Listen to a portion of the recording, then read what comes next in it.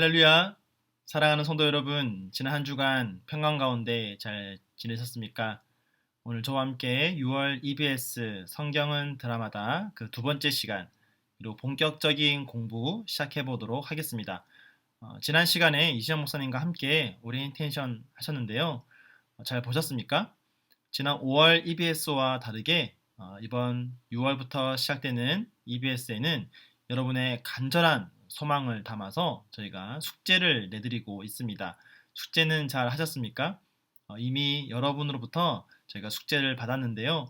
혹시나 아직 숙제를 안 하셨다면 잠시 영상 멈추시고 숙제 먼저 하시고 이 영상 보시면 아마 더 큰 유익을 얻을 수 있을 겁니다.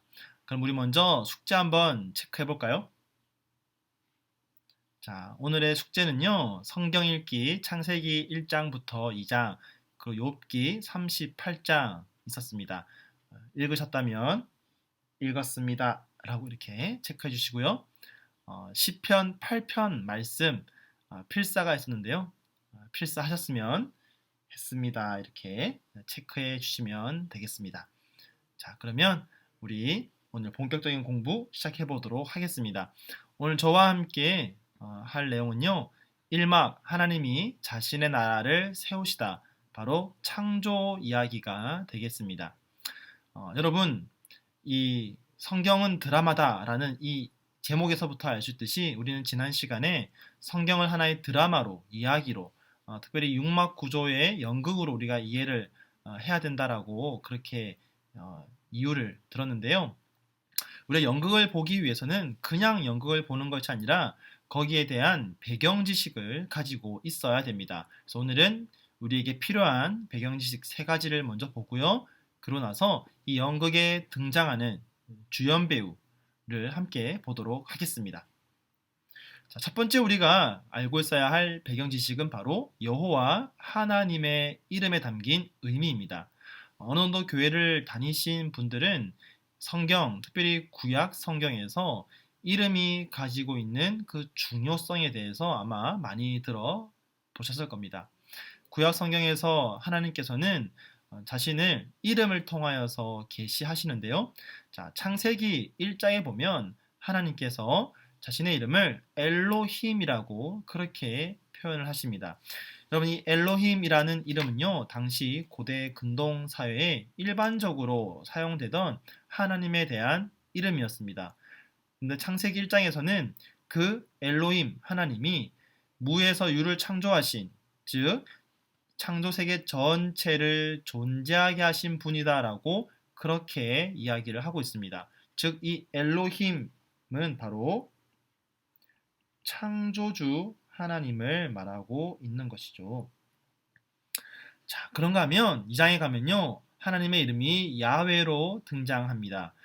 이 야훼라는 이름은 하나님께서 자신이 어떤 존재인지를 우리에게 알려주는 그런 계시의 목적으로 주시는 이름입니다. 여러분, 이 야훼라는 이름이 어디에 또 나오냐면요. 출애굽기 3장에 나옵니다. 여러분, 출애굽기 3장이 어떤 내용이죠? 모세가 하나님을 만나는 장면입니다. 하나님께서 모세를 애굽으로 보내실 때에 모세가 질문합니다. 애굽에서 만약에 나에게 묻기를 너를 보낸 이가 누구냐라고 하면 내가 뭐라고 대답하겠습니까? 라는 이 질문에 하나님께서는 모세에게 나는 스스로 있는 자다라고 말씀하시죠. 그때 스스로 있는 자가 바로 야훼입니다. 자, 그렇기 때문에 모세는 애굽에서 종살이하던 이스라엘 백성들을 찾아가서 하나님의 이름을 야훼로 선포합니다. 그러므로 출애굽한 이스라엘 백성들에게 있어서 야훼 하나님은 바로 그들을 애굽에서 구원하여 주신 구속주 하나님입니다. 그들을 애굽에서 구원하여 주셔서 시내산으로 인도하셔서 그 시내산에서 언약을 맺으시죠. 나는 너희의 하나님이 되고 너희는 나의 백성이 될 것이다. 바로 그렇게 그들을 구원하시고 그들과 언약을 맺으신 하나님이 바로 야훼 하나님입니다. 자, 그런데 창세기 2장 4절에 보면요. 아주 중요한 우리가 집중해 봐야 할 구절이 나오는데요. 제가 화면에 창세기 2장 4절을 히브리어 원어로 제가 올려놓았습니다. 히브리어는요, 우리가 사용하고 있는 한글 또 영어와는 다르게 오른쪽에서 왼쪽으로 읽어 나가야 됩니다. 자, 한번 쭉 보시면요, 히브리어를 모르시지만 눈에 띄는 아마 두 단어가 보이실 겁니다. 여러분 찾았습니까? 바로 여기에 있죠. 야훼 엘로힘. 창세기 1장에 나왔던 그 엘로힘, 그리고 출애굽기 3장에 나오는 야훼라는 이름이 창세기 2장 4절에 야훼 엘로힘으로 합쳐져서 나옵니다. 여러분, 창세기의 1차 독자는 누구였죠? 출애굽한 이스라엘 백성이었습니다. 이스라엘 백성들, 그 애굽에서 나올 때에 야훼 하나님의 인도로 나왔습니다. 그렇게 애굽에서 나온 이스라엘 백성들이 그 광야에서 모세를 통하여서 창세기, 그 창조의 이야기를 들으면서 엘로힘이라는 하나님이 이 천지를 창조하셨다라는 것을 1장에서 들었죠. 근데 2장에 와서 그 하나님이 야훼 엘로힘이라고 말합니다. 그들을 출애굽시킨, 그들을 구원하신 그 야훼가 바로 그들이 발딛고 살아가고 있는 그 창조 세계를 창조하신 분이다 라는 것을 알려주는 것이죠. 모세를 통해 먼저 구속주로 하나님을 알았고, 그 후에 이 창세기를 통하여서 그들은 창조주로서의 그 하나님의 역할을 배우게 되는 겁니다. 자, 그렇기 때문에 우리는 이 기독교 이야기를 시작할 때에 모든 것의 시작인 창조로 돌아갈 수밖에 없는 것이죠. 이 창조로부터 이 연극은 시작되어져야 하는 것입니다. 자, 그런가 하면요, 우리가 알아야 할 두 번째 배경 지식은 바로 고대 근동의 신에 대한 사상입니다. 여러분, 창세기는요, 출애굽한 이스라엘 백성들이 1차 독자입니다. 그렇기 때문에 그 고대 근동을 배경으로 살아갔던 그 이스라엘 백성들을 위한 이야기죠. 그들이 속해 있던 그 컨텍스트 안에서 이 말씀이라는 텍스트를 우리가 보아야 됩니다. 그들은 애굽에서 종살이를 했습니다. 자, 애굽에서는요, 여러 가지 신화가 있고 또 고대 근동에 익히 알려져 있던 여러 가지 신에 대한 이야기가 있었습니다. 창세기는 바로 그 고대 근동의 신화와 신에 대한 이야기를 정면으로 반박하는 이야기입니다. 그래서 무엇이 진짜 진리인지를 이야기하는 것이죠. 여기 보시면 고대 이집트의 태양신에 대한 그림이 하나 있습니다. 여러분, 이집트에서는요, 태양을 신으로 섬겼습니다. 근데 창세기 1장에서 하나님께서 이 해와 달을 창조하신 이야기가 나오죠. 그때 의도적으로 창세기는 해와 달을 큰 광명체 그리고 작은 광명체라고 그렇게 부릅니다. 태양이라는 것이 숭배해야 할 신적인 존재가 아니라는 것이죠. 하나님이 창조하신 빛을 내는 하나의 물체에 불과하다는 것입니다. 광명체라는 것이죠. 그러므로 태양은 숭배해야 할 대상이 아니라 오히려 그 태양을 만드신 하나님이 경배의 대상이 되어야 된다라고 이 창조 이야기를 통하여서 이스라엘 백성들은 깨닫게 되는 것입니다. 자, 그런가 하면 우리가 알아야 할 마지막 배경 지식은요, 바로 이 창세기 1장이 드라마라면, 그리고 연극이라면 이것은 어떤 장르인지 우리가 한번 보아야 할 필요가 있는 것이죠. 이 창세기 1장에 대해서요, 이 폰 라트라는 사람은 이것은 제사장적인 교리다 라고 말했고요. 그런가 하면 이 블로허라는 학자는 지혜문학의 한 예로 그렇게 이야기를 하고 있습니다. 근데 우리가 일반적으로 생각해 볼 때 이 창세기는 어떤 이야기입니까? 창세기는요, 역사의 시작, 굉장히 불가사의한 그 역사가 시작된 그 이야기를 우리에게 들려주고 있는 것이죠. 이 세상을 창조하신, 우리가 살아가는 이 세상을 창조하신 그 신적 저자에 대해서 참 진리를 알려주는 이야기가 바로 창세기입니다.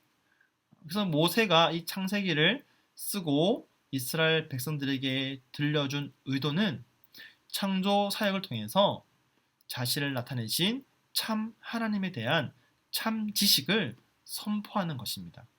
그것이 바로 이 창세기다라는 것이죠.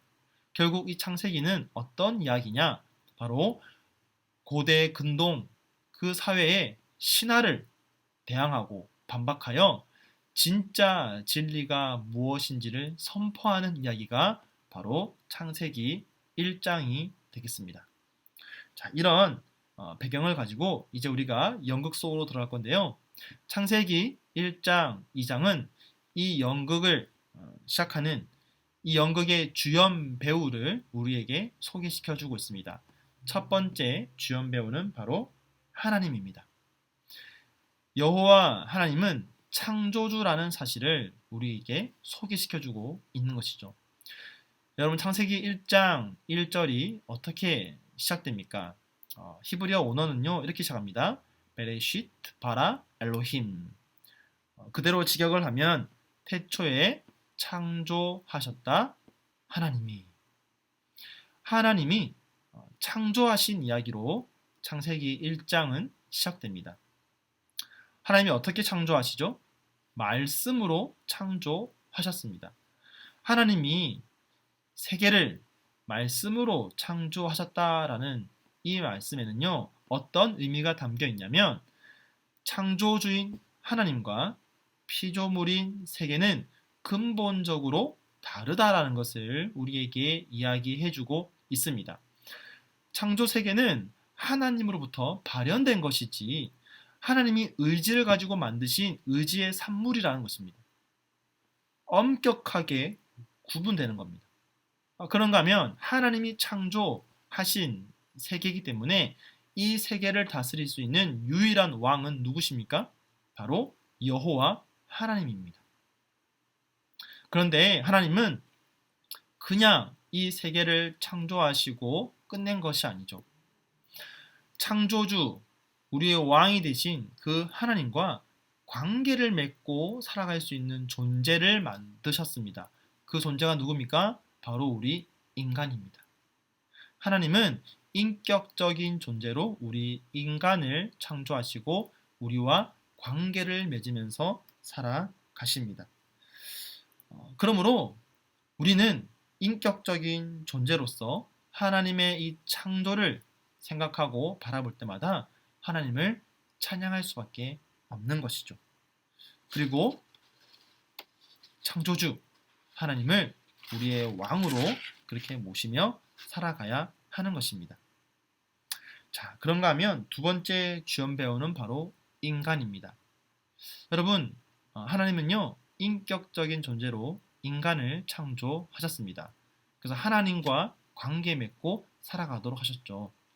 하나님은 우리를 하나님의 형상으로 창조했다라고 말씀하십니다. 여러분, 형상이라는 이 말은요 은유입니다. 은유. 형상은 곧 은유죠. 그러므로 이 형상이라는 말 속에 담겨 있는 의미는 하나님과 우리는 근본적으로는 다르지만 아주 근본적으로 유사성을 가지고 있다라는 것입니다. 근본적인 유사성을 가지고 있는 존재라는 것이죠. 자, 그런 유사성이 어디서 가장 잘 드러나냐면 하나님이 우리 인간에게 맡기신 소명에서 드러납니다.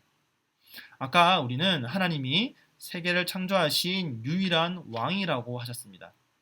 그런데 하나님은 왕으로서 이 창조 세계를 다스리는 그 권리를 누구에게 위임하셨냐? 바로 우리 인간에게 위임하셨습니다.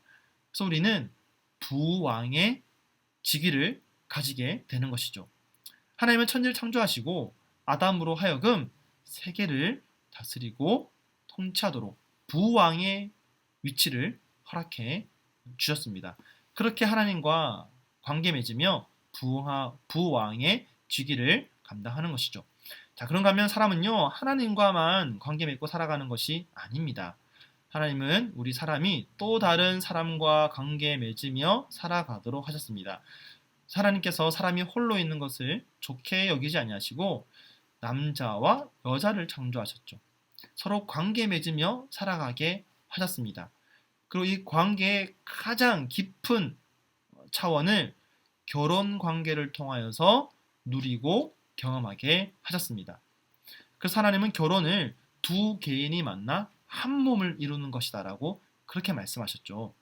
결혼을 통하여서 이 사람과의 관계가 어떤 의미를 가지는지 가장 깊은 차원의 그 관계를 경험하도록 하셨습니다. 자, 그런가 하면 마지막으로 세상과의 관계를 맺고 살아가도록 하셨습니다. 그냥 다스리는 것이 아니죠. 관계 맺으며 다스리도록 하셨습니다.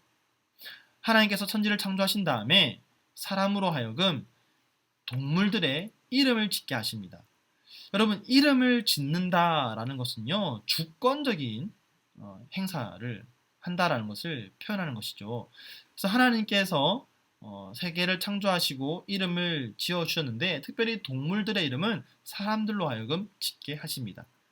그렇게 사람으로 하여금 세상과 관계 맺으면서 그 세상을 통치하도록 창조 세계 안에서 일하도록 그렇게 인간을 창조하신 것이죠. 그래서 그림을 보면요, 사람이라는 이 존재는 위로는 하나님과 또 옆으로는 동료 인간들과 또 아래로는 창조 세계와 끊임없이 관계를 맺으면서 또 심지어는 자기 자신과 계속적으로 관계를 맺으면서 그런 관계적인 존재로 인격적인 존재로 살아가게 하셨습니다.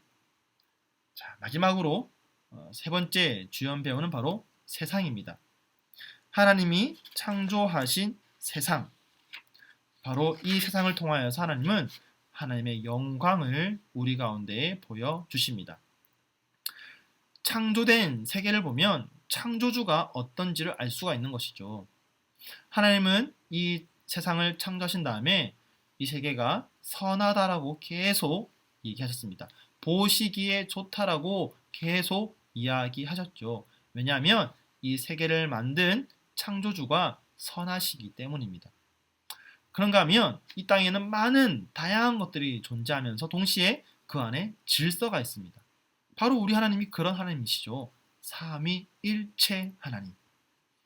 그런가 하면 하나님은 세계를 창조하시고 낮과 밤을 두셔서 세계가 시간 안에 존재하도록 하셨습니다. 시간이 존재한다는 것은 시간이 흘러 역사가 만들어진다라는 것이죠. 그리고 이 역사를 통하여서 세계는 점점 발전해 나갑니다. 결국 우리 인간은 이 발전해가는 세상 속에서 이 세계가 하나님의 창조 목적에 따라서 잘 발전될 수 있도록 이 세계를 다스려야 하는 것이죠. 하나님이 세상을 다스리도록 인간에게 부왕의 위치를 주실 때에는 그냥 마음대로 사용하라고 주신 것이 아니라 하나님의 목적에 맞게 이 세계가 잘 발전하도록 우리에게 그 부왕의 위치를 맡기신 겁니다. 자, 그래서 이 연극의 새 주연 배우는요, 이런 관계를 맺고 있습니다. 창조주 하나님, 그리고 창조 세계, 그리고 그 사이에 창조로부터 창조 세계를 잘 다스리도록 위임받은 청지기로서의 인간. 그 인간이 바로 저와 여러분입니다. 그러므로 우리는 이 창조의 이 서막, 이 일막을 보면서 함께 깨닫게 되는 것이죠. 하나님이 나를 어떤 존재로 창조하셨는가? 우리를 어떤 존재로 창조하셨습니까? 우리는 이 세계를 창조하시고 다스리시는 유일한 왕이 되시는 그 하나님으로부터 왕실 청지기로 부름받은 특별한 존재들입니다. 그러므로 우리는 그 특별한 존재답게 살아가야 하는 것이죠. 우리 각 사람을 부르신 그 소명을 따라 또 우리를 이 왕실 청지기로서 이 땅을 잘 다스리면서 이 세계가 하나님이 창조하신 그 목적에 따라서 그 목적에 부합하게 발전돼 갈 수 있도록 우리는 이 땅을 하나님의 나라로 확장시켜 나가야 할 것입니다. 그렇게 왕실 청지기로 특별한 존재로 부름받고 지음받은 자답게 살아갈 수 있는 저와 여러분 되기를 예수님의 이름으로 축복합니다. 함께 한번 기도하겠습니다. 하나님 감사합니다.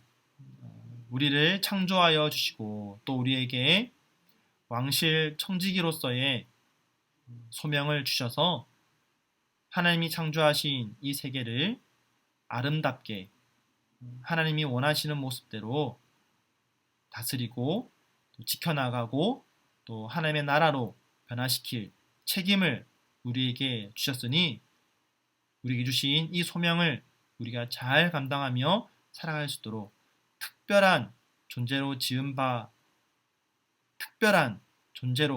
지음받은 그런 하나님의 백성답게 살아갈 수 있는 우리의 삶이 되게 하여 주시옵소서. 감사드리며 예수님의 이름으로 기도드립니다. 아멘.